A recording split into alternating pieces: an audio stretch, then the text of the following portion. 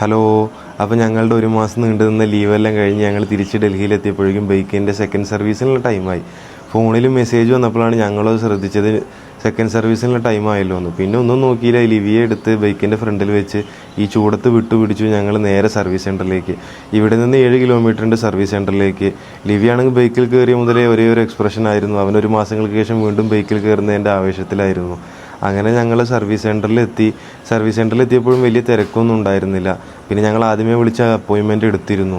Service സെൻറ്ററിൽ എത്തിയപ്പോഴേ ലിവിക്ക് കാര്യം മനസ്സിലായി, നമ്മൾ സർവീസിന് വന്നതാണ്.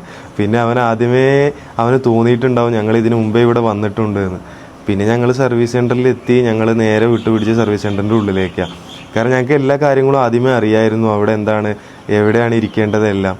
അപ്പോൾ ഞങ്ങൾ നേരെ അവിടെ AC വെയിറ്റിംഗ് റൂമിൽ പോയി. അപ്പോഴേക്ക് സർവീസ് മാനേജർ വന്ന് വിളിച്ച് ഞാൻ പുറത്ത് പോയി ബൈക്കിൻ്റെ കാര്യങ്ങളെല്ലാം അദ്ദേഹത്തുമായി ഡിസ്കസ് ചെയ്തു. ഞാൻ ഫ്രണ്ടിൽ നിന്നുള്ളൊരു വൈബ്രേഷനാണ് ഞാൻ മെയിനായിട്ട് അവരോട് പറഞ്ഞത്.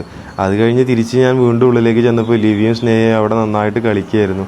ലിവിയാണെങ്കിൽ പുറത്തെ ചൂടിൽ നിന്ന് രക്ഷപ്പെട്ടിട്ട് ആ തണുപ്പത്തിരിക്കുമ്പോൾ നന്നായിട്ട് വെള്ളം കുടിക്കുന്നുണ്ടായിരുന്നു. ലിവിയുമായിട്ട് അങ്ങനെ കുറച്ച് നേരം കളിച്ച് നിന്നു. സ്നേഹയാണെങ്കിൽ അപ്പോഴേക്കും ഫോണിൽ നല്ല ബിസിയായിരുന്നു, ആരോടോ വിളിച്ച് നന്നായിട്ട് കത്തിയടിക്കുന്നുണ്ടായിരുന്നു തിരിച്ച് ഡൽഹിയിൽ വന്ന വിശേഷങ്ങളും മറ്റും. ഞാൻ അങ്ങനെ ഇടയ്ക്ക് ആലോചിക്കുന്നുണ്ടായിരുന്നു, ഇവൾ ആരോടങ്ങനെ സംസാരിക്കുന്ന, ആ കേൾക്കുന്ന ആളുടെ അവസ്ഥ എന്ന് ഞാൻ ആലോചിച്ചു. ലിവി അപ്പോഴും വാട്ടർ ബോട്ടിൽ താഴെ വെച്ചിട്ടില്ല. പാവം നന്നായി ക്ഷീണിച്ചു എന്ന് തോന്നുന്നു, കാരണം നല്ല വെയിലായിരുന്നു പുറത്ത്. അപ്പോഴേക്കും പിന്നെ ഞങ്ങൾ ലിവിക്ക് ഭക്ഷണം കൊടുക്കാൻ തുടങ്ങി. കാരണം ഞങ്ങൾ ചോറും തൈരെല്ലാം ആദ്യമേ എടുത്തു വന്നിരുന്നു. പിന്നെ ഞങ്ങൾക്ക് അറിയായിരുന്നു ഇവിടുന്ന് പോകുമ്പോഴേക്ക് എന്തായാലും ലേറ്റ് ആകും. കാരണം ഞങ്ങൾ കഴിഞ്ഞ തവണ വന്നപ്പോൾ ഞങ്ങളുടെ ബൈക്ക് തിരിച്ച് കിട്ടാൻ നല്ല ടൈം എടുത്തിരുന്നു. പിന്നെ അവർക്ക് ലഞ്ച് ബ്രേക്കിനുള്ള ടൈമും ആയിരുന്നു അതിനിടയിലല്ല. പിന്നെ ലിവി നന്നായിട്ട് വിശന്നത് കൊണ്ട് തന്നെ അവൻ വാങ്ങി കഴിച്ചു ഭക്ഷണമെല്ലാം. പിന്നെ ഭക്ഷണമെല്ലാം കഴിച്ച് ഞാൻ പുറത്തിറങ്ങിയപ്പോഴേക്ക് ലിവി കരയാൻ തുടങ്ങി, എന്നെയും കൊണ്ടുപോകണം എന്ന് പറഞ്ഞിട്ട്.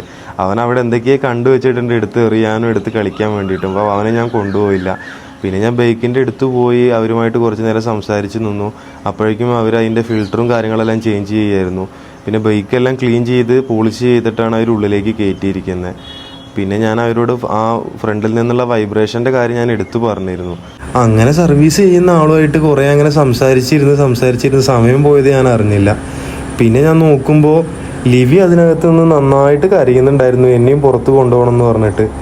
ഞാൻ പിന്നെ അവനെ പുറത്തേക്ക് കൊണ്ടുപോയില്ല, കാരണം അവനവിടെ എന്തൊക്കെയോ കണ്ടുവച്ചിട്ടുണ്ട്, എടുത്ത് എറിയാനൊക്കെ തോന്നുന്നു. അപ്പോഴേക്കും ഞങ്ങൾ ബൈക്കിൻ്റെ സർവീസ് എല്ലാം കഴിഞ്ഞ് പുറത്ത് വന്നിട്ടുണ്ടായിരുന്നു. ഒരു മാസത്തും ബൈക്ക് ഉപയോഗിക്കാതിരുന്ന ചളിയെല്ലാം അതിലിപ്പോൾ കാണുന്നില്ല. പിന്നെ ലിവിക്ക് അപ്പോഴേക്കും ഉറക്കം വന്നിരുന്നു നന്നായിട്ട്. സ്നേഹയാണെങ്കിൽ അപ്പോഴേക്കും വിശക്കുന്നു എന്നുള്ള മുദ്രാവാക്യം വിളിക്കൽ തുടങ്ങി. അപ്പം ഇനി എന്തായാലും ഞങ്ങൾ നേരെ വീട്ടിലേക്ക് പോവുകയാണ്.